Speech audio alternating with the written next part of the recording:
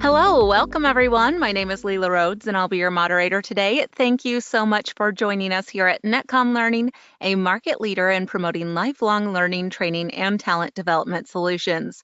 We are very excited to host today's masterclass, Accelerate Your Business with Microsoft Azure IoT. And presenting today's topic is Brent Dawson. Brent is a Microsoft certified trainer with over 20 years of experience in the technology industry. Brent is also a Microsoft Dynamics architect who specializes in information security architecture, Azure DevOps, CISSP, SQL Server administration, and architecture and enterprise architecture. He has delivered comprehensive Microsoft infrastructure and security trainings, giving his students the tools they need to build, maintain, and secure their Microsoft network infrastructures. Now, please bear in mind that this is an overview of a very robust topic. We do offer a collection of technical and business courses that can be tailored toward your specific requirements. If you're interested in a further discussion about any of those, you can make an appointment with our learning consultants through our website at www.netcomlearning.com. NetCom Learning helps customers build innovative learning organizations by achieving a smarter workforce, adopting change, and driving growth. And we do this with a broad catalog of offerings, developing customized learning plans, and our global delivery capabilities. Since 1998, we have been empowering organizations with our managed learning services to help them reach optimal performance results and address challenges. We have 9 practice areas in which we specialize, and they encompass people, process, and technology training. Today's presentation is from the application development practice area. NetCom Learning offers a comprehensive training portfolio for application development courses, and our upcoming classes include various trainings on AZ900, AZ204, AZ2020, or not 20, AZ220, and many more. And private training to teams is also available, and those learning plans can be customized to the specific needs of that audience. You can also access a variety of application development marketing assets, such as the free 2-hour training, by clicking on the available masterclass handout, and these offerings can also be found with a simple search on our website at www.netcomlearning.com. This session is designed to help your teams obtain the knowledge to set up the IoT solution infrastructure, provision and manage devices, and implement IoT Edge, etc. And now I'm going to go ahead and pass the time over to Brent to present today's topic. Thanks for joining us, Brent. So Leila, could you tell me what those course numbers are again? The course numbers are AZ900. Are you teasing me? I would never do such a thing like that. It took me a minute to realize you were joking with me. I don't know why I just called it 2020. It's too. No. It's the Z part, right? It should be Z, but that's okay. Oh. Tomato. Yes, but see, I speak English, you speak American. So yes. Thank you. All right. Southern American. There you go. Exactly. Very good. Good afternoon, good morning, everybody, or good evening, whatever time zone you're in. I'm, as mentioned, I'm in London, England, so it's middle of the afternoon for me. This afternoon, we are going to be taking a look at Microsoft Azure IoT. And so in this session, we're going to focus on how Microsoft implements the IoT systems. First of all, exactly kind of doing a description of what IoT is. And then we're going to take a look at what IoT is from the Microsoft point of view and how we can look at the different services and components and features that make up IoT. Then we're going to look at how we manage different types of devices in the Azure platform. So looking at things like pressure sensors and temperature changes and all that sort of fun stuff. Then we'll also take a look at the 3 main components that make up the IoT platform in Azure. That includes the IoT Hub, IoT Central, and IoT Edge. And then lastly, we're going to take a short look at kind of determining which solution is best for your organization in terms of types of devices, how it should be configured, how it should be set up, that sort of thing. And then lastly, there's be a short discussion on some of the components that, or some of the training components that are available to you to learn how this all works. All right, so why are you not moving? There we go. All right, so this diagram is a sort of a high-level overview of what the IoT architecture looks like. Okay, now this is specifically for Microsoft. So before we get into that, we should take a look sort of at what IoT is. Right? And so IoT stands for the Internet of Things. Almost everything that you own nowadays, whether it's your cell phone, your television, your car, your refrigerator, your bed, your heating devices in your house, your air conditioner, every single thing has an IoT capability built in, right? So as an example, on my, I have a 75-inch television hanging in my living room, and around it I put, the LED strip lights around it that I use for, mood lighting when I'm watching television and stuff. That's an IoT device. A Google Home device, Google Home Nest. I've got 3 of them in my flat here in London. Those are all IoT devices. Anything that can have an IP address associated to it and can be controlled remotely over a network is considered an IoT device. Now, a friend of mine just bought a new refrigerator that has a screen in the refrigerator, which to me means it's a little bit silly because it's like, well, just open the door and you'll be able to see what's in there. But his explanation to me was, well, if I go to the grocery store and I forget to bring my shopping list, I can, using an app on my phone, connect to my fridge, and there's a camera inside where I can see whether or not there's anything in my fridge that I need to buy. Now, I guess that's the ultimate form of convenience, and that's okay. But it just means that that's another device that we have that we need to make sure we have to secure and so forth. And we'll talk about a little bit about security later. But the core subsystem of any IoT architecture is broken down into 3 sorts of groupings. The first one are the things. Okay, well, that's the whole Internet of Things. So we've got all of the devices and the types of things that we're going to be monitoring. These all need to be provisioned so that data can be sent to the cloud and from the device. And as part of that, there is device management. Now, I'm actually, on another project that I'm working on currently, I'm actually working on how to set up a secure implementation of IoT for manufacturing. And one of the things that we find a lot in manufacturing environments now is that we have IoT devices on all sorts of stuff, like belts on a manufacturing line, or robots, or any of those sorts of things. And they need to be able to communicate with the network so that we can control how that information is being recorded and utilized within the system. And so there's device management that is required so that we can actually get those items to work the way that we need them to. Now, those will connect to some sort of gateway. In this case, will be the IoT hub. And from there, we're going to take that information, we're going to do a couple of different things with it, right? So this is where the insights part of this process comes in. So here we have a continuous stream of information that's coming into the cloud or into the gateway over the cloud from the IoT devices. And we're going to then process that stream of information. There might be some rules that we have at evaluation that we're going to do something with. We may put that information into direct storage and not actually deal with it now. We might look at it sometime in the future.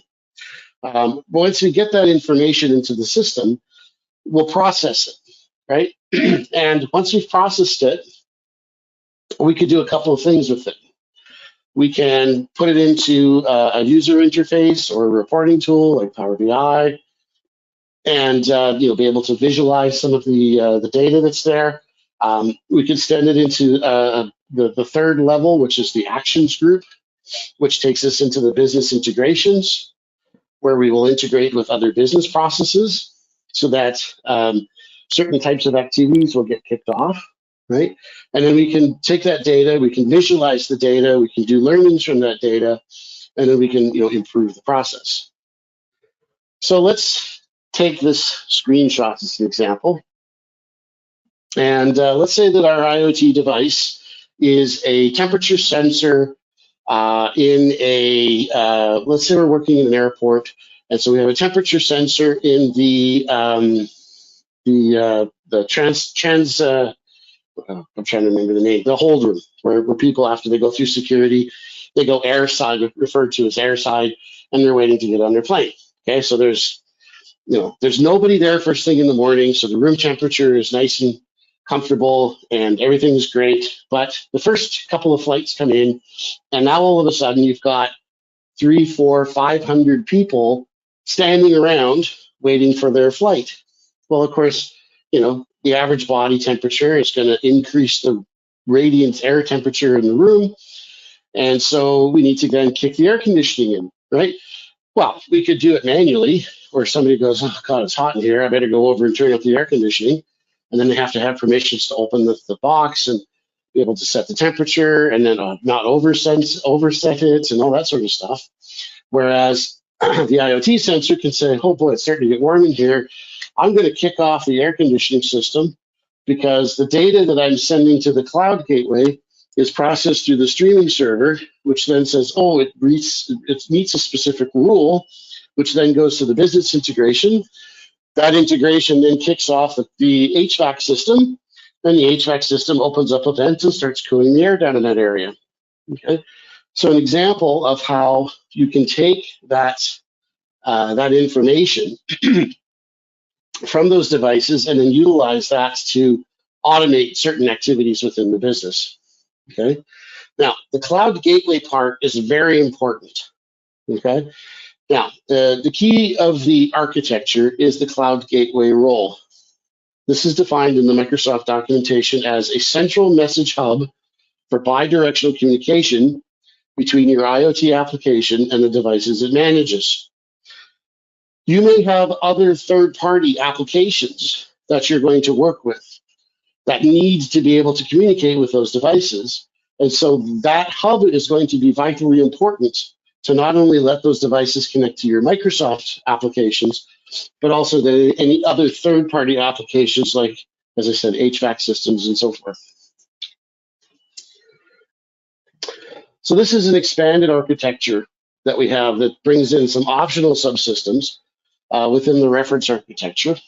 And basically, this is intended to be a walkthrough and not a deep dive. But really what we're doing here is that, again, we have some devices. So you'll see here that we now added in what are called IoT Edge devices that, again, are provisioned and connect to the cloud gateway.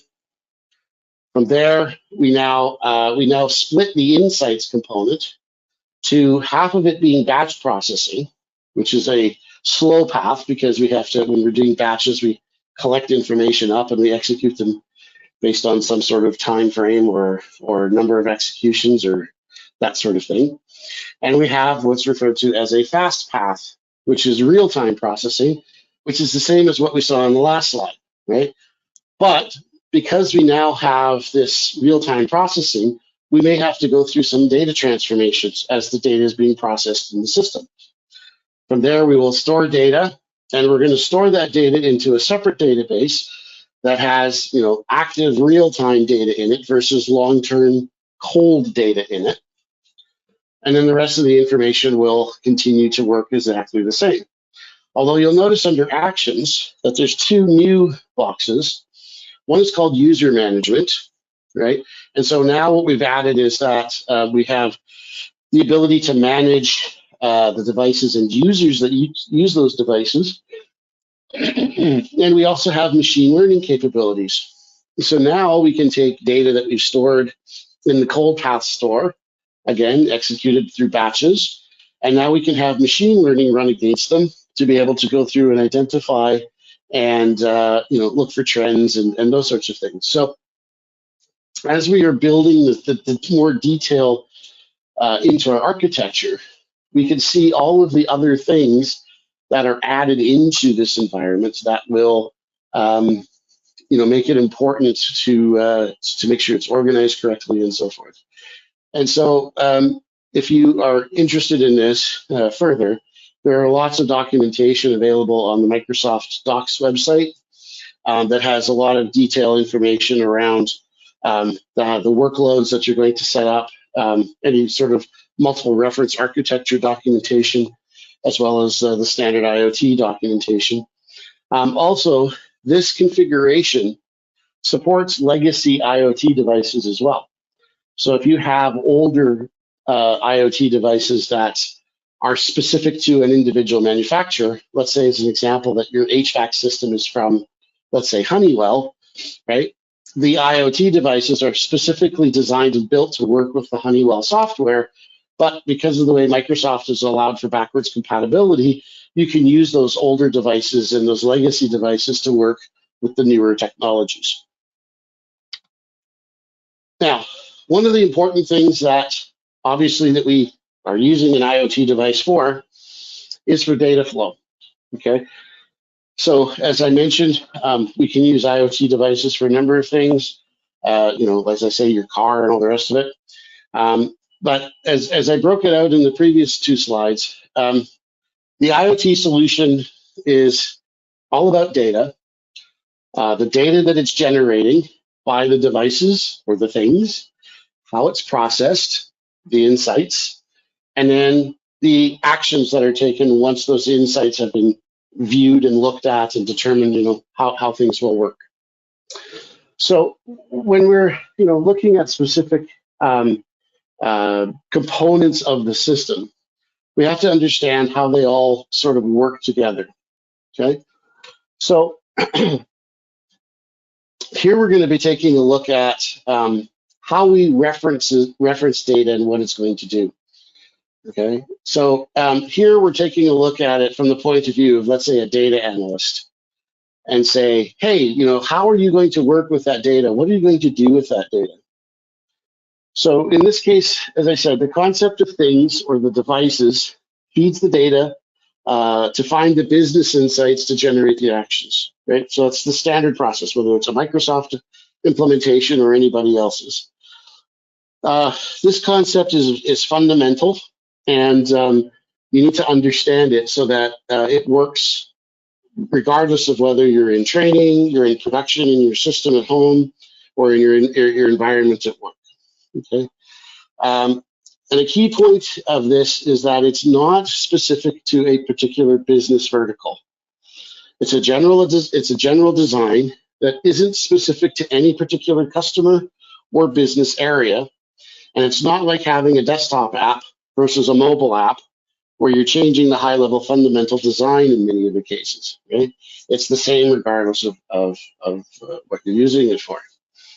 And so we've got a few things that, work in conjunction with how this whole data flow process works. So we have storage. This includes memory caches on the devices, temporary queues or permanent archives. So in this case, a database.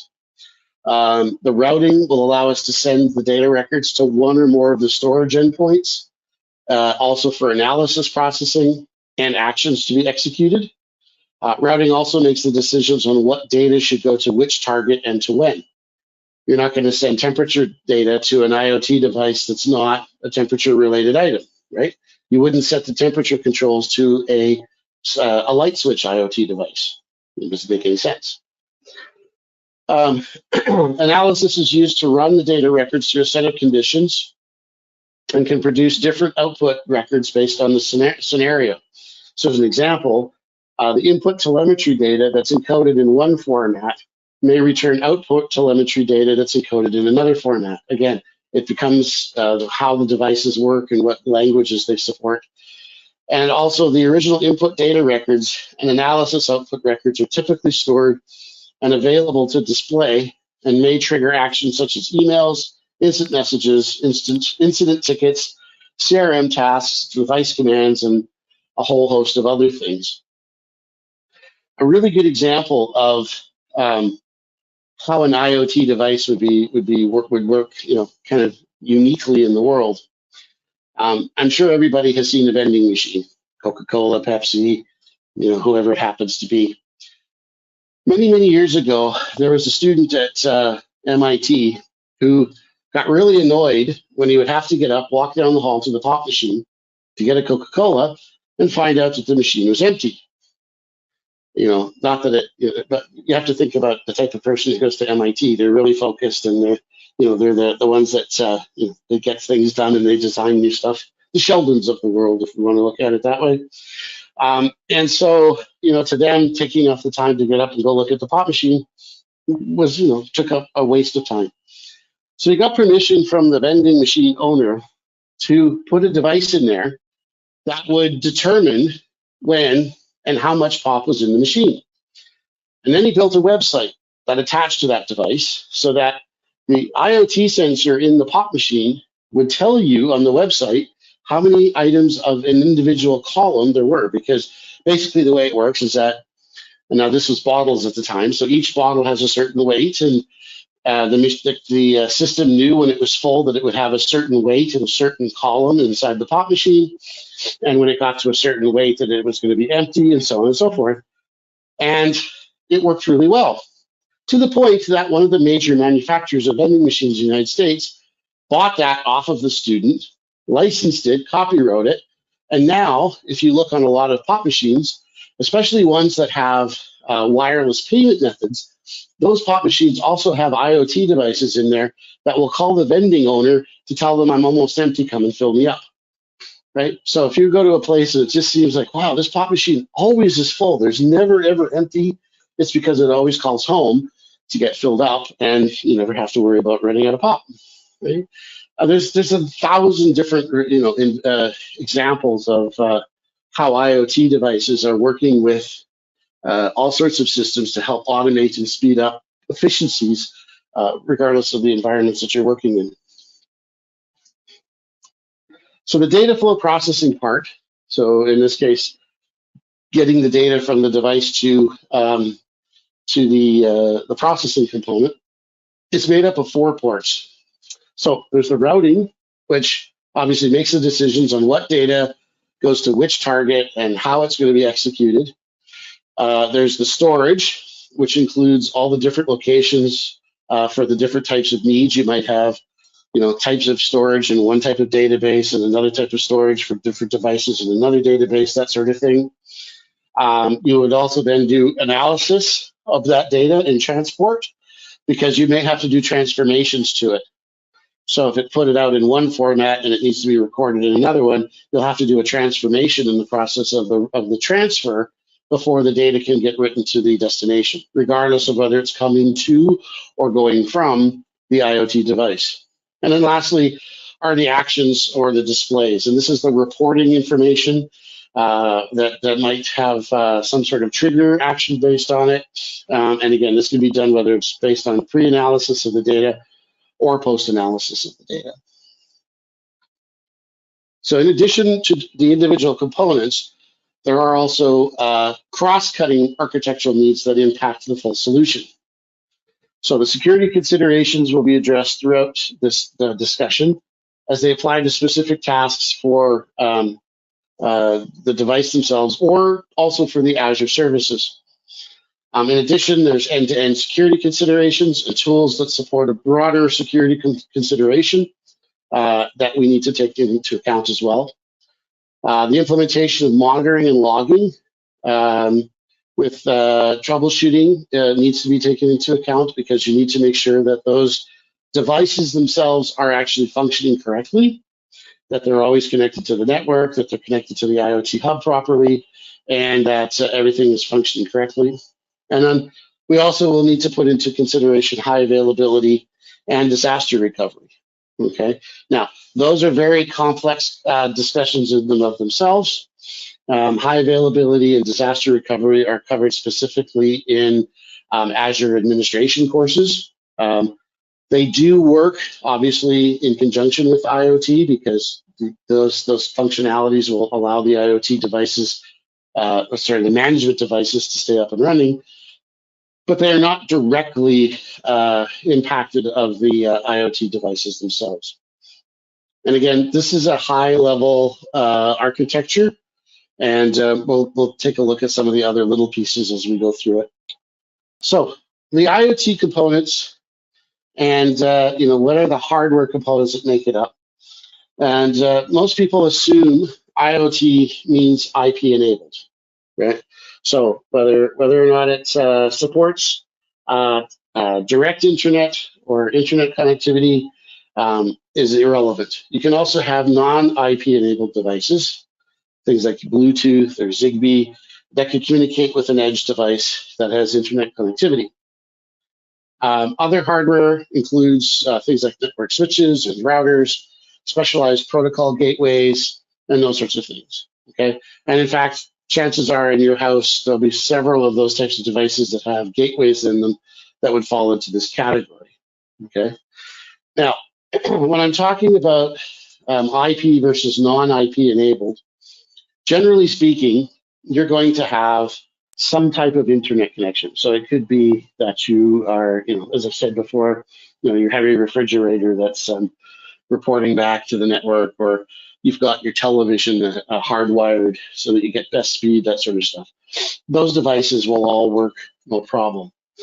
But you might also be in a situation where you have devices that you need to record information from that won't be able to get internet signals. So let's say that you're working in a mechanical room in a building, right? So mechanical rooms, you're going to have generators and motors and all sorts of things that are going to generate electromagnetic energy, and that electromagnetic energy is going to have a negative impact on things like wireless signals or network connections through wires and that sort of thing. So there may be situations where you will hardwire certain types of IoT devices to a computer that's not in that location, and then that computer acts as a gateway to the central system that it can then report all the information to. So you don't have to worry about all of your devices absolutely 100% having internet access or network access, as long as it can report back to a hub, and then that hub can pass that information on to the greater system. And that's what we were talking about later when we get into the IoT Edge devices. So next, here we've got some of the technologies and services and solutions that are available in the IoT environments. So we've got Microsoft Defender for IoT, which helps with network security, viruses, and any of those sorts of negative, bad types of things that are going to be out there in the network. There's also the Azure IoT Central, which is a platform as a service tool. And this is a ready-made environment for basically your entire solution. And you can more or less put it out of the box and continue running with it as if nothing happened. And then there's also Azure IoT reference architecture as well. There's a reference architecture for platform as a service for IoT. And in here, we've got things like IoT Hub, device provisioning services, digital twins, mapping, cognitive services, machine learning, and so forth. And then we also have IoT and edge device support for supporting those devices that, again, might be using environments that don't have network connectivity.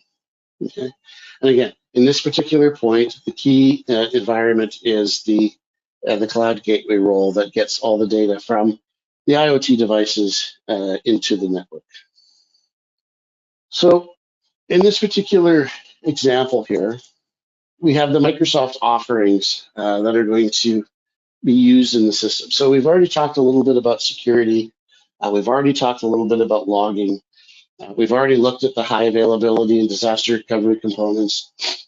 Now we're going to be breaking it down into other components. So we've got, in here, we've got machine learning, we have the reporting tools, we have different database tools, we have the devices, the device management, But the one thing that Microsoft does not provide when we go through this list is the actual devices themselves. So Microsoft will interface with just about any IoT device because they all use standard, open source methodologies to communicate. But Microsoft themselves don't actually create any of the IoT devices. Those would be purchased as separate items. One of the most popular tools that you can buy that you could use for an IoT device to do all sorts of stuff is a standard Raspberry Pi, right? So if you've ever seen Raspberry Pi, those are quite often created and set up as IoT devices. Now, as a part of this structure, we have different software that is supported for different types of devices. Now, the only entity on here that may not be self-evident in here is the software development kits, or the SDKs. Microsoft provides SDKs in all three categories of devices, services, and device provisioning. What that means is that you can create your own extensions to the built-in Microsoft application by going in and writing some code that you would use against those devices. Okay, so Microsoft provides a number of IoT SDKs that range across a variety of languages and devices and are designed to provide the software and services that are needed to accelerate the solution deployment.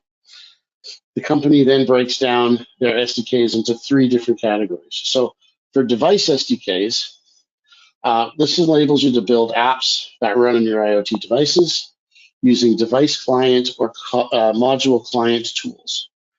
These apps send telemetry to your IoT hub and optionally receive messages, jobs, methods. They can twin updates from your IoT hub, a number of different component configurations for those devices. You can also use module clients to author modules for Azure IoT Edge runtime applications, and the SDK comes in .NET, C, Java, Node.js, Python, and iOS flavors. So you can support the majority of programming languages that are available in the market. The service SDKs enable you to manage the IoT hubs, as well as optionally send messages, schedule jobs, invoke direct methods, or send desired property updates to your IoT devices and modules. And then lastly, the device provisioning SDKs enable you to provision devices to your IoT hub using the device provisioning service. So a lot of components and capabilities are there and available to you in the SDKs. I should mention that the SDKs are actually a single download. There is, from the Microsoft download site, a single SDK file. And in that SDK file, there is also a developer's guide that you can use as a reference to make sure that you're setting up and configuring your devices and the software for each of those devices correctly. So here, we're now going to take a look into the next layer, which is the cloud gateway. Okay, and so we've moved from the IoT hub side of things, or the IoT device side of things, to the IoT hub, which is the gateway. The IoT hub is made up of a number of different features, and not limited to, but including security. Okay, so security is the number one issue that you're going to probably run into when you're dealing with IoT devices. And the reason I say that is because depending upon where you are and what your organization does and all of that sort of stuff, you may or may not be a security risk. So you may end up with a virus or potentially ransomware or something of that nature. And so you want to make sure that you're not exposing yourself to any negative network activity that may potentially put you at risk. Okay. The last thing you want to do is put an IoT device in your network and then bring the whole network down because it got infected or hacked or something of that nature. It allows for scalability. So you can create very large IoT deployments and manage them through the Azure platform. So you do have the capability of making sure that you're not restricted into the overall size of the amount of data that you can manipulate. It allows for you to do routing through different types of networks, as well as routing to different types of devices, such as databases and analysis servers or business intelligence servers, those sorts of things. It also allows for service integrations, so you can integrate it to other business services, as we mentioned previously, to triggers or activities that might get fired once those particular items are done. It allows you to do device management, so you can go out and do management of the devices and keep track of how the device is working, be able to get statistics off of it, and that's where the monitoring part comes in, where you can go out and actually see, okay, I've got 400 devices deployed. Yep, they're all working. They're all communicating with each other correctly.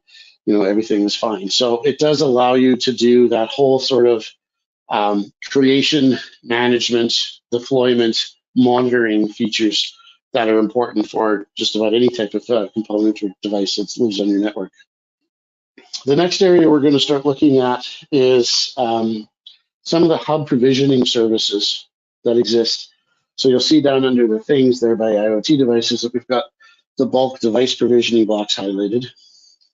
And what that is that it's allowing us to provision how we're going to interact with and work with all of those IoT devices on our environment. Okay, so you can't just go in and plug an IoT device in and say, okay, I'm here, and it's just going to instantaneously start reporting information to some system that exists somewhere. Okay, if it's a pre-configured IoT device for an HVAC system or whatever, yeah, probably will do that. But you're still going to have to give it IP addresses and networking access and all that sort of fun stuff, because even if you do decide that you're going to use wireless networks for your IoT devices, you're not going to create an open network that anybody can connect to, because then you leave yourself open to all sorts of security breaches and other types of issues as well. So you still need to be able to make sure that you can secure those items, make sure that you've got correct networking information in them, that sort of stuff. You will create an enrollment list. So every IoT device that you have needs to be enrolled in the IoT server so that you can actually use it, interact with it, and manage it. You'll specifically set up provisioning allocation policies, so you can provision certain types of IoT devices to work in certain locations, or also to work with certain types of information. All of the monitoring components, as mentioned previously, but this monitoring is specifically to the allocation of the items. And what I'm referring to here is the specific success or failure of deploying the IoT devices out into the greater network. And also multi-hub support. And really what this is for is that you might have a really large deployment.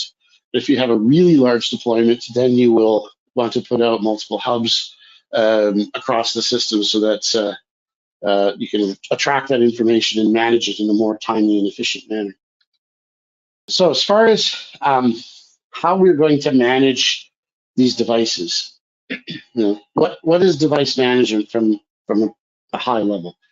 Device management is 4 parts: scale and automation, openness and compatibility, context awareness, and service of many different roles. So let's take a look at each one of these circles individually. So from a scales and automation point of view, IoT solutions require simple tools that can automate routine tasks and enable a relatively small operations staff to manage millions of devices. Day to day, operators expect to handle device operations remotely, in bulk, and to only be alerted when issues arise that require their direct attention. Okay? If I am constantly being bombarded with tickets or constantly bombarded with messages, I'm never going to get anything else done throughout the day. So I want to make sure that I'm only having to respond to the items that absolutely require my attention. The rest I would hopefully be able to automate some type of response for and make the system more efficient. Then there's openness and compatibility. The device ecosystem is extraordinarily diverse, meaning that we can have a ton of different types of devices. And the management tools must be tailored to accommodate a multitude of device classes, platforms, and protocols. And operators must be able to support many types of devices, from the most constrained embedded single process chips to powerful and fully functional computers. And that's actually a good point that I may have lost there at the beginning. An IoT device doesn't have to be, let's just say, a network card or some sort of single chip device. It could be a fully fledged computer that's running something. So as an example, a lot of oil field or gas implementations for pipelines, you have control software that controls opening and closing of valves on those devices. And so they're fully connected to a computer, and that computer software manages that tool. And so that entire computer could become an IoT device that you can be using and reporting against. So also they're context aware, meaning that IoT devices and environments are dynamic and ever changing. So service reliability is paramount. Device management operations must take into account the following factors to ensure that maintenance downtime doesn't affect critical business operations or create dangerous conditions, including SLA maintenance windows, right? So if you've got a service level agreement to do maintenance over a certain part of time, that needs to be included. Network and power states, knowing what the network status is and the power status of those devices. The conditions of it when it's in use, right? There's a lot of electromagnetic energy around it. Is it a very dirty environment? That sort of thing. And what type of device geolocation are we worried about? Where is this thing? Is it in a nice, clean environment? Is it sitting in the middle of a field somewhere? You know, where is this actual device? And those are all important things to keep in mind in terms of where those things are. And then lastly, the service roles that each of those items are running on. And so support for the unique workflows and processes of IoT operations roles is crucial. You need to understand those very clearly. The operations staff must work harmoniously with the given constraints of internal IT departments, usually based on number of resources available or time available, that sort of thing. And they must find sustainable ways to surface real-time device operations information to supervisors or other business managerial roles. Just because these are IT tools, IT functions, IT does not manage them. This should not fall under the purview of what IT does on a daily basis. Yes, they might administer or deploy the IoT devices, but what happens with all of the data that it's generating and the activities that data creates is entirely up to each of the different business units within the organization, and not specifically just for IT. So let's take a look at device management. Here we've got, basically a duplication of what we had in the previous slide. But what we're doing here is we're taking a look and we're looping back because device management has its own life cycle. Okay. Now, when I create a device or I put a device into the network, I have to provision it. I have to, instantiate it. I have to make sure it's in the inventory. I need to make sure it's configured correctly, all that sort of stuff. And then, at some point in time, it may need to be retired, or it may need to be replaced because it's damaged, or whatever the case may be. Each of those devices, much like you would with a computer system or a server or a piece of software, it has a life cycle, right? And so these are the 5 states of the device lifecycle. The planning component, we then provision it, we then configure it, we then monitor it once it's live, and then we retire it, okay? And so that's the device management lifecycle that we have to look at and keep in mind once we implement this thing. Because again, just like everything else in IT, it isn't going to run forever. And so you need to make sure that you have enough device capability and monitoring in place to make sure it's going to function properly. So some of the patterns that we have when we're looking at typical device management. So these are sort of the standard typical device management tasks that an operator might perform. So as an example, a reboot is often a direct method invocation, right? So I'm going to manually reboot something. So I'm going to invoke a reboot method on the backend server. That is then going to send a method request to the physical device. The physical device will then go back and do a reboot, and everything's back up and running. Then it might have to do an update.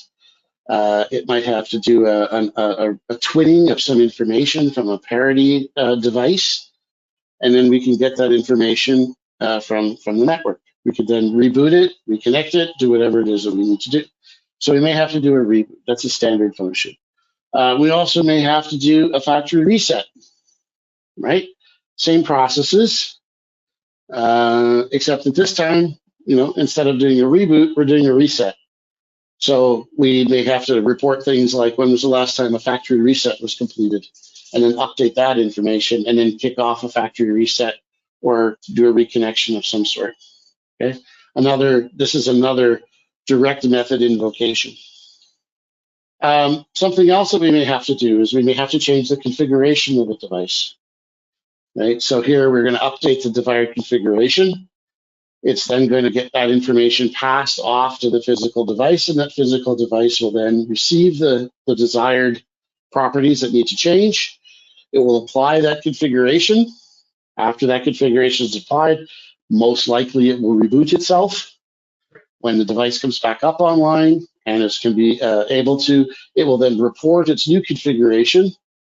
It will then update that information, and the twin or the basic configuration of that will then query and get the information to make sure that the configuration that has been populated to the device, the new configuration, is correct. Another thing is a firmware update. These are typically handled through an automatic device configuration process, right? And so, like much like you have with Windows or your cell phone or any other types of devices, when there's a firmware update, the system will automatically download it and implement it for you. The same happens with IoT devices quite often, is that they will basically call back home, and then it'll get the information from the manufacturer, and it'll update the device. In some cases, you may restrict its access to the internet. And so depending upon the type of devices, if you have a consistent type of device across your entire platform, you may actually initiate the firmware update from your system and then push that to the system, right? And in that way, it makes sure you could do all of that sort of stuff. The Azure controllers do have a way for you to cache firmware files from many different manufacturers with different versions of the firmware. And so you can initiate that directly from your cloud management tool. All right, and then lastly, reporting progress and status, right? We're going to want to know how this thing is running from time to time. And so as part of the management and configuration of this thing, we're going to want it to go out and actually report on its status and tell us how it's actually functioning, right? And so here, after we've done our resets and our reboots and our updates and so forth, I want to run a query against the device itself, and then wherever the device repository is, to be able to generate a report to say that, okay, this device is working properly.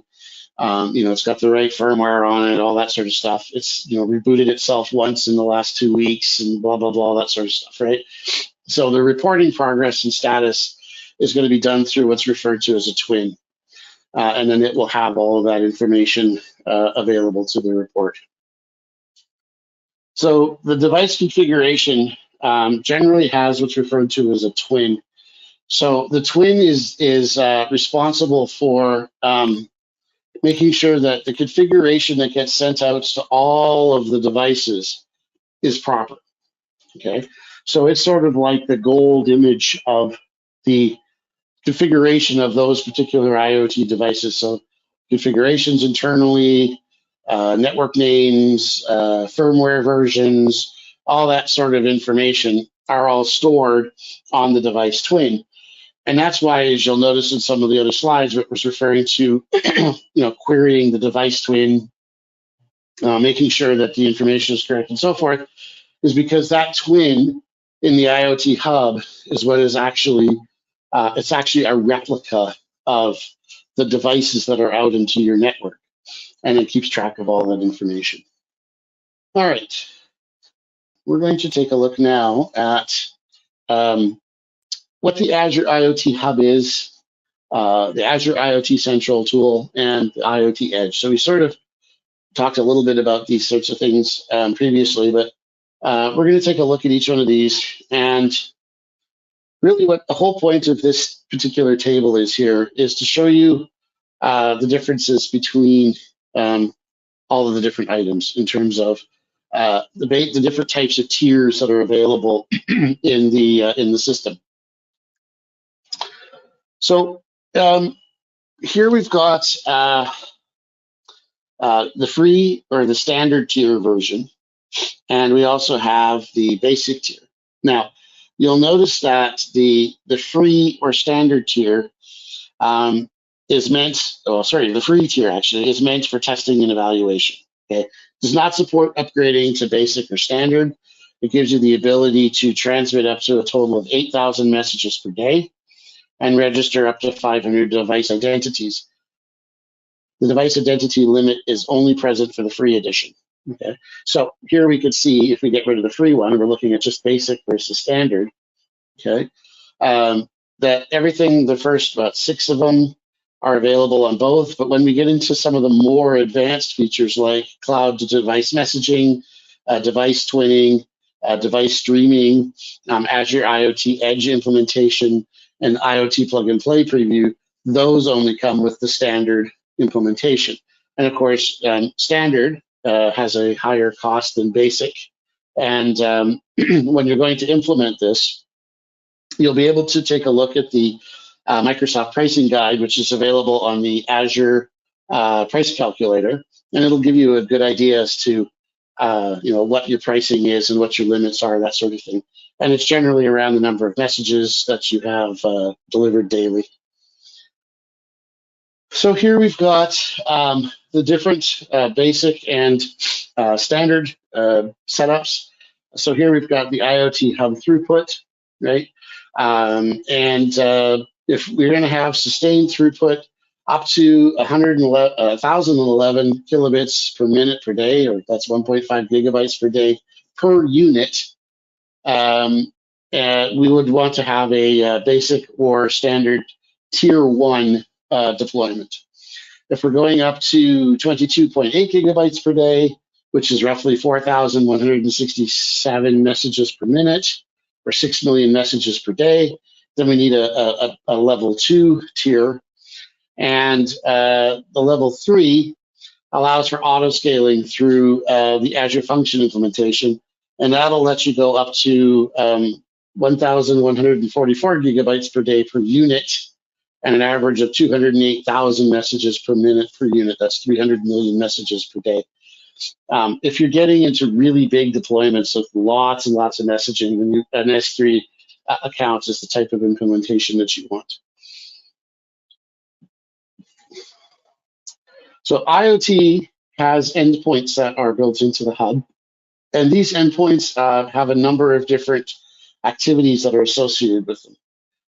And so we have connectivity through all of the endpoints to the different services. So there are several built-in endpoints. Those include the device endpoints, the service endpoints, the device identity management tool, the device twin management tool, the jobs management components, and the resource providers, which includes things such as Azure subscription owners, and that sort of stuff, where you're allowed to create and delete hubs, update hub properties, and so forth. So those are sort of the built-in endpoints that we have on the screen. There are also custom custom endpoints that are available, including Azure storage containers, event hubs, service bus queues, and service bus topics. And those are all sorts of custom endpoints that we can add into the environment at any point in time. All of the endpoints, regardless of whether we're doing it as a custom or as a built-in endpoint, all use TLS and will never, ever, ever expose unencrypted connectivity between the device and the hub and the endpoints.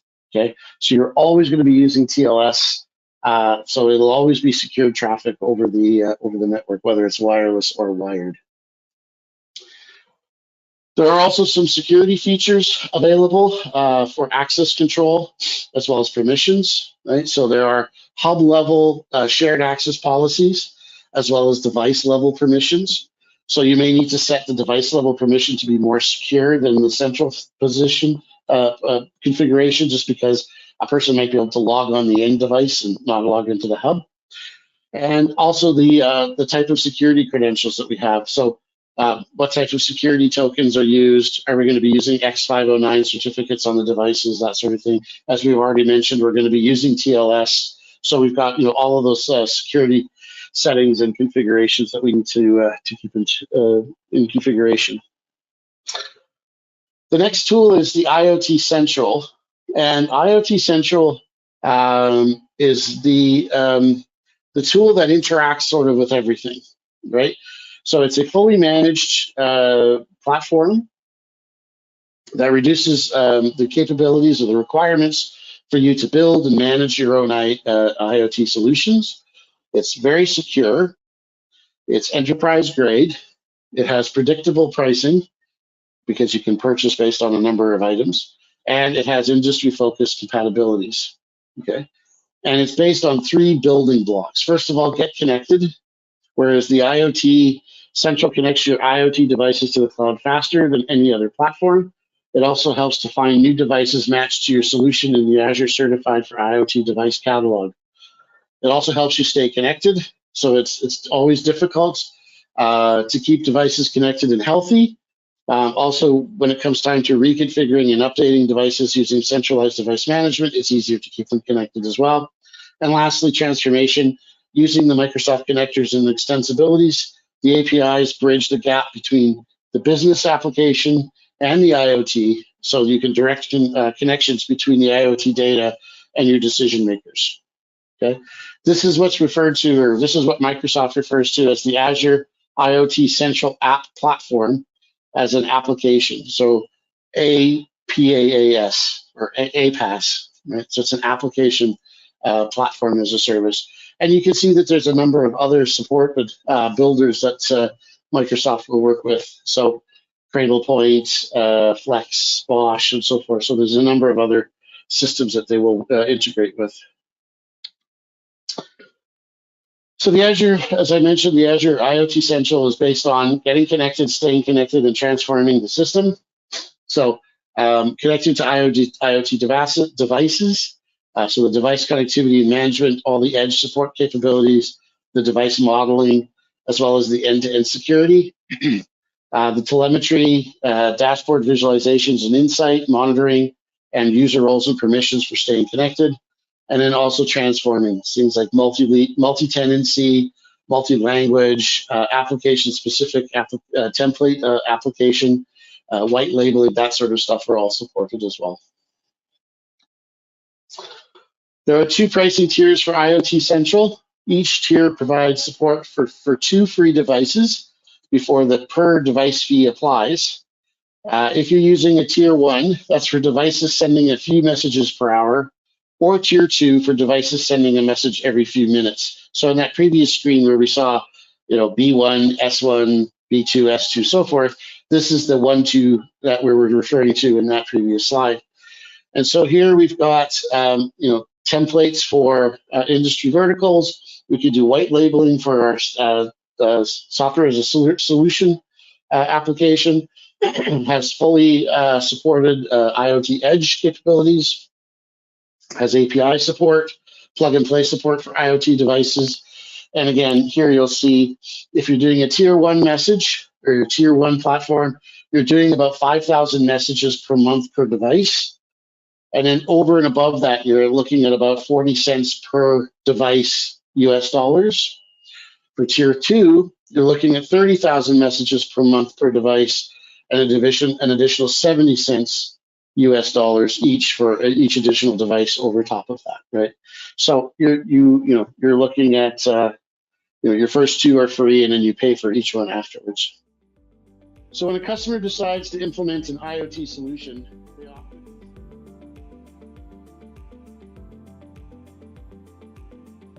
So the last few slides here I want to talk about deal specifically with how you can learn about how to configure those sorts of things and make them work efficiently. And so we need to take a short look here at sort of the idea of training, specifically from the point of view of a hands-on environments. So, there's a number of different ways you can get training for different things. You can learn online, you can watch a YouTube video and all that sort of stuff. And those are all great. I mean, don't get me wrong, they are useful when, I hate Excel. As a techie person, it drives me nuts that everybody uses Excel for stuff that it's not really designed to do.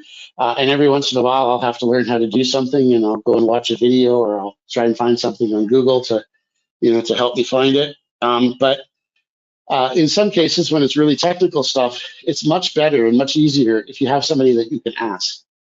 And so sitting in a classroom, having an instructor-led training, whether it's in person or online, means that you get sort of the best of both worlds. You get virtual lab environments that you can play with, and you get somebody to talk to. So, if you're a developer, as an example, and you want to build out your knowledge, you're going to want to start with the AZ or AZ, as was mentioned earlier, AZ 204, where we're going to build and maintain sort of cloud applications. And then from there, we're going to branch out into other things like AI solutions, cloud native applications, and of course, cloud and edge IoT solutions, which is AZ 220. And then from there, you'll move into things like AZ 400, which is DevOps engineers, and other cloud advanced tools delivered by Microsoft Learning. So specifically for the AZ 220 course, this is a 4-day class, instructor-led training. Basically, you go through sort of the same process that we went through here, where the instructor will talk to you for a little bit, and then there'll be some hands-on lab exercises. And over the 4 days, you basically start sort of at the very beginning of the building block process. And as you add and work your way through, you're going to figure out how to do more and more advanced features and work differently within the system, and ultimately get a knowledge of how I can actually build this thing, put it into my environment, set it all up, and be off and running and actually using it to work correctly in my business. There are a number of different 365 or Microsoft 365 certifications, around things like basic fundamentals, team support, and enterprise administration for things like the Microsoft platform, Teams certifications, and then we get into other things like modern desktop, security administrator. These are specifically around the Microsoft platform, right? So what used to be sort of Office and some of that stuff. But it's not just going to help your employer. It's also going to help you because you get to identify yourself as somebody who's done training and has passed the test and has gotten themselves certified. But to do that, if you're going to take an instructor-led course, you're going to get some benefits out of it. Obviously, as I said, you're going to have the ability to look at some real-world cases that the instructors generally have. Most instructors in this space are not full-time trainers. They're mostly full-time industry people. As I said, like myself, I'm a full-time solutions architect, and I do training on the part, on the side. It helps to pay for holidays and vacations and a little bit to my retirement. But I can then go into the classroom and say, do this, don't do that, that sort of thing, and as most instructors that work with NetCom do. And so you could get that advantage of the real life capabilities associated to it. The virtual environments that you get to have for 180 days. So you can redo the lab exercises as many times as you like. You get 365 day access to the recordings of your class, and then you'll get some access to the learner portal from NetCom, from free repeats if you find that you're really struggling and you really need to be able to sit the class again, and also priority support for 24/7 priority support. So if you need help with anything post class, you have that access. And sometimes if you have a question, depending upon the instructor and how busy they are, they may or may not attempt to give you some help. If you have a quick question or whatever, that's possible too sometimes. Just depends on the availability of the instructors and that sort of thing. Some of the benefits of certification, obviously you'll stand out. Chances are you're going to earn more. Based on a study, certified technologists can earn up to 20% more. I know in the UK, if you have certain certifications, specifically in the Microsoft world, and you change jobs, it's definitely going to increase your salary. And it gives you the ability to advance your career, making yourself more employable and more sought after in the job market. Once you've passed your exams, you can basically brag to the world that I'm now certified, and so you get these badges that will allow you to put things on like social media, things like Twitter and Facebook and all that sort of stuff, and LinkedIn that you can then advertise and say, hey, I'm certified and expert in this platform. And there is a book that's a part of your event handouts. It's called The Win-Win of Certification. And basically what this does is it goes through and talks about the advantages of using instructor-led courses and being instructor-trained, and how it can improve things like business insights, business impacts, problem-solving capabilities, productivity, those sorts of things. So there's some really good information in that short handout, and I suggest that you take a few minutes to give it a read. And lastly, some facts about Microsoft certifications. Microsoft has begun this process of doing certification renewals. Certification renewals are free. You have to do them every year after your initial certification expires, or before your initial certification expires. It's online. It's done through the Microsoft Learn site. You can take the exam as many times as you need to until you pass it, but you do have to pass it before your certification expiry date. As an example, I have 4 that I need to write before the 15th of December. And every time I look at my calendar, it's just like, oh God, I got to do this. And, so it's just one of the downsides of having so many certifications is having to keep them up to date all the time. And again, as I mentioned, you'll get notified 6 months prior to your certification expiring, and you can do it as many times as you need to. And it's open book. It's not timed, so you do have the ability to go do it. And that, ladies and gentlemen, is it for today. Thanks very much for listening. I hope you got some information out of it, and I hope you find it quite useful.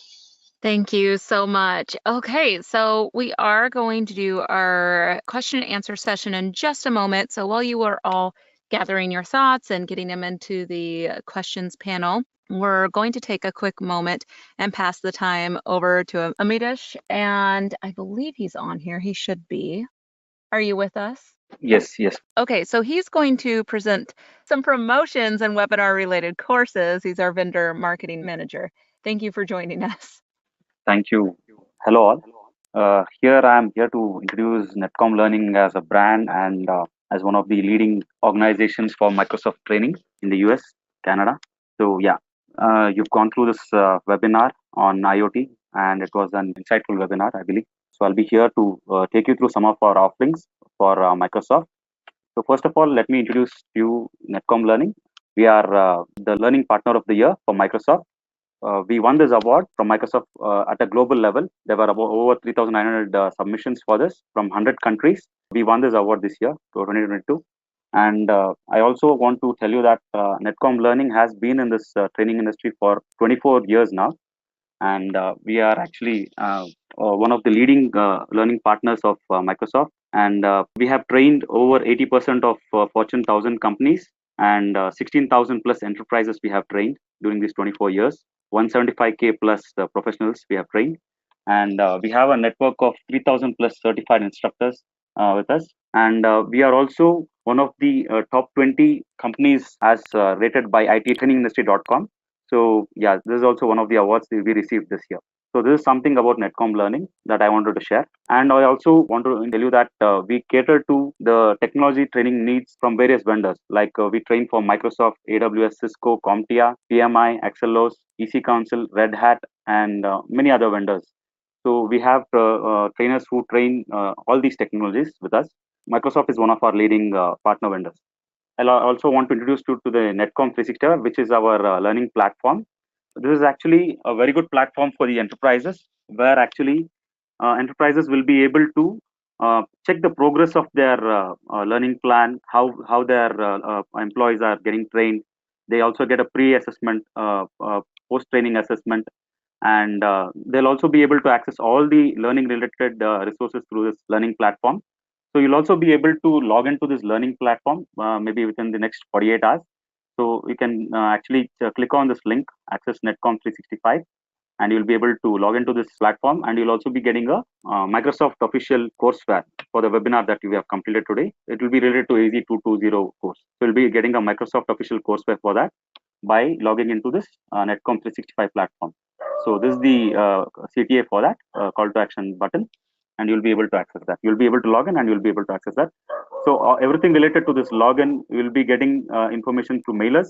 Our team will be sending you mails, and you'll be able to know how to log in and how to go ahead with downloading the Microsoft official curriculum. So this is about the NetCom 365 platform. So next, I'll want to share some of our flagship offers that we have with Microsoft training and certifications. So one of our major offers is Microsoft Skilling Program. This skilling program is for all the Microsoft technologies like Azure, Security, Microsoft 365, Dynamics 365, and Power Platform, where we offer this for enterprises. Enterprises can get up to 80% off on their training courses. This will actually help organizations to train their teams faster, innovate faster, and migrate to cloud and achieve all their business objectives through technology training. So this program has been designed for that, and there are various other benefits by enrolling into this program you'll be getting. So the enterprises will be getting.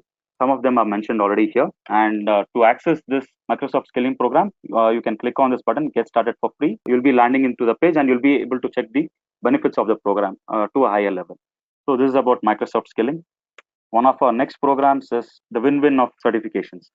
So win-win of certifications, as already our instructor has already introduced you to, there are many advantages of getting certified, both for an employer as well as an employee.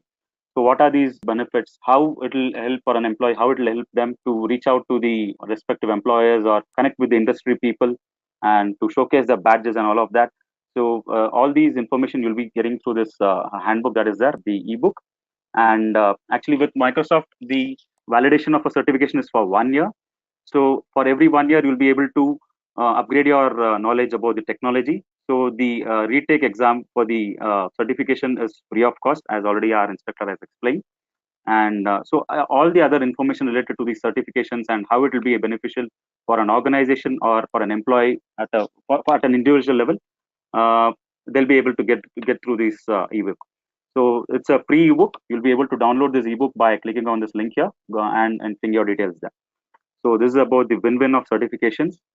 And next we have is one of our offerings is the free 2 hours training.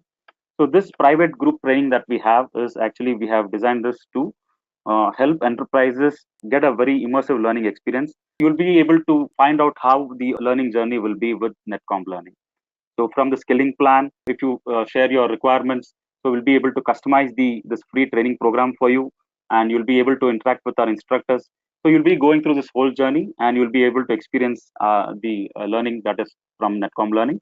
So so enterprises will get a glimpse of how we work, and actually we'll be able to work forward. Like, we'll be able to understand your requirements, and we'll be able to take this forward with you. So again, for the free 2-hour training, we have this register now button. Enterprise for all the technologies training that we offer. So this is actually again for enterprises. So, but mostly individual learners will be benefited from this. It is like you'll be paying $299 per year, and you'll be able to access 350 plus training classes. across all the technologies, Microsoft, AWS, Cisco, CompTIA, and other vendors. So it will be each of this NetCom Plus subscription. One subscription will be valid for 12 months. So actually, you will be an individual employee will be able to plan his training and go according to this. So this is actually a very low price compared to the usual regular training price. Each course will be there. So this is a very low price compared to that, and there are many benefits from this. So this is about NetCom Plus learning subscription. It is mostly for individual learners. It will benefit for them. So apart from this, we have the learning passport for all the groups. If an organization has groups that needs to be trained, so this will be beneficial for them. By signing up for this learning passport, organization will be getting access to 4,000 plus learning courses. And again, this will be valid for 12 months. So the offer price will be very low here. And organizations will be able to train their employees on multiple technology platforms, AWS, Microsoft, Cisco, CompTIA, and all the other vendors that we have in our portfolio. So this is about the learning passport. Again, it's meant for groups, organizations with groups who needs to be trained in across various technologies. So this will be helping them. So this is about learning passport, one of our major offerings that we have. And we have already gone through this webinar today related to the AZ IoT, Azure IoT masterclass. So recommended courses for the same. If you see here, you'll be able to see the learning roadmap. So whatever we've gone through today is a webinar. So you can always start with the fundamental course and then go ahead with the developer course. And there is the AZ 220, which is one of the major offerings that we have. The VILT course will be the main target course for this particular webinar that you have gone through today. And apart from it, you can also sign up for the upcoming webinars, which will be related to Microsoft Azure. So and get more get more insights on how the technology works and all of that. So this is about some additional resources that you can go through, which are related to today's webinar. And you have the links to our LinkedIn, Instagram, and YouTube pages here. And this is about it from my end. Thank you. We are going to go ahead now and jump into our question and answer session. The first question is, do we have any sort of certificate or certificate of attendance that we would receive for today? Amitish, do you know that? Yes, ma'am. They'll be able to receive that. For that, they'll have to actually sign into the NetCom 365 platform after like 24 to 48 hours. Okay, perfect. And then our next question, can Azure IoT map to devices that are not part of Azure yet? So you seem to really like Teams and, I guess this is a two-parter. You seem to really like Teams. What applications have you deployed with Teams?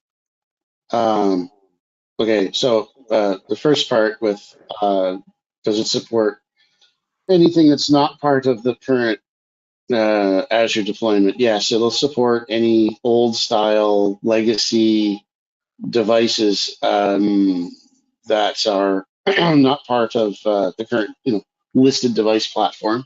So that's certainly doable. Teams. I actually am not a huge fan of Teams, to be completely honest.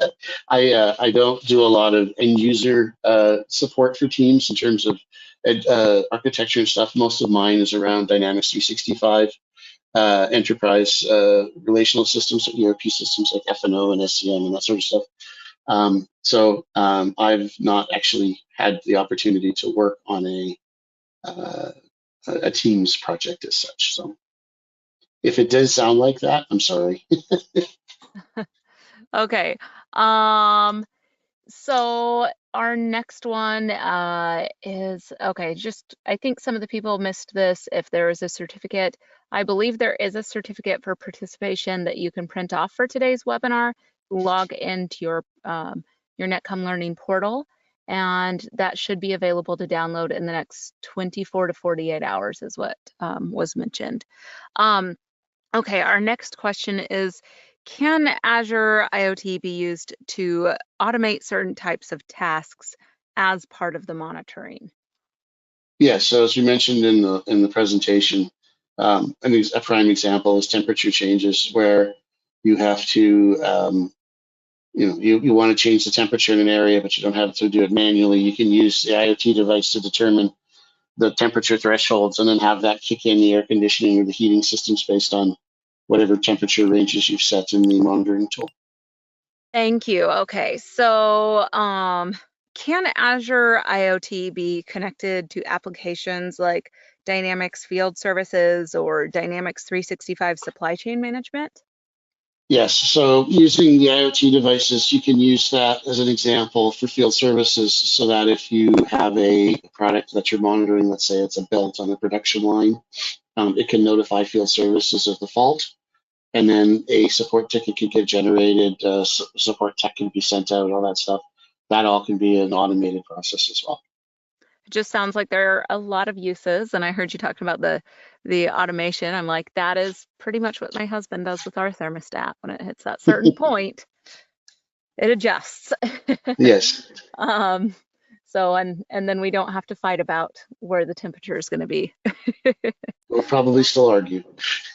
Yes, there's still a little bit of an argument there, but I said I can't be freezing to death in the mornings. It has to warm up. I can be cold at night, extra blankets, Yes, but exactly. warm it Yes. Okay, well, with that, I do not see any additional questions in our questions panel. So we're going to go ahead and wrap up. We want to thank all of you for joining us today. Thank you, Brent. And you, as always, you just have so much knowledge to share with us. If you guys do come up with any additional questions, please feel free to send them to us at webinar@netcomlearning.com at any time. We hope that you found today's webinar to be informative. We look forward to seeing you back here with us very soon. And once again, tell your friends and colleagues and just share about our webinars and other courses. And thank you, everyone, and have a great day.